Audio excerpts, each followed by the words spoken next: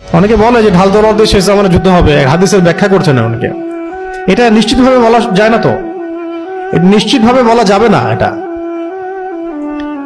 কারণ অনেক হাদিসের শব্দ আছে যেগুলো রূপকথায় আসছে। দাজ্জাল রুটির পাহাড় নিয়ে ঘুরবে। রুটির পাহাড় মানে হাতে করে রুটি পাহাড় নিয়ে ঘুরবে নাকি? তাই মনে হয় আপনার কাছে যে দাজ্জাল বের হবে, একটা রুটির পাহাড় নিয়ে ঘোরা শুরু করবে?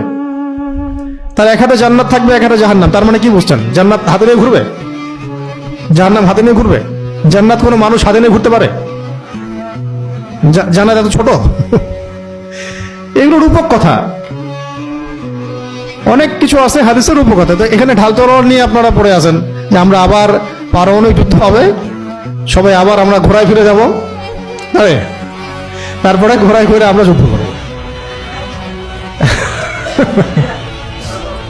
তো কি হবে এটা তো নিশ্চিতভাবে বলা যাচ্ছে না। হতেও পারে, আবার নাও হতে পারে। যদি এখনকার যুগে আপনি ইসলামের জন্য যুদ্ধ করতে চান, তাহলে আমাদেরকে এখনকার জেনারেশন বা এখনকার যুগ যেভাবে এগিয়ে গেছে ওইভাবে প্রযুক্তি অর্জন করতে হবে।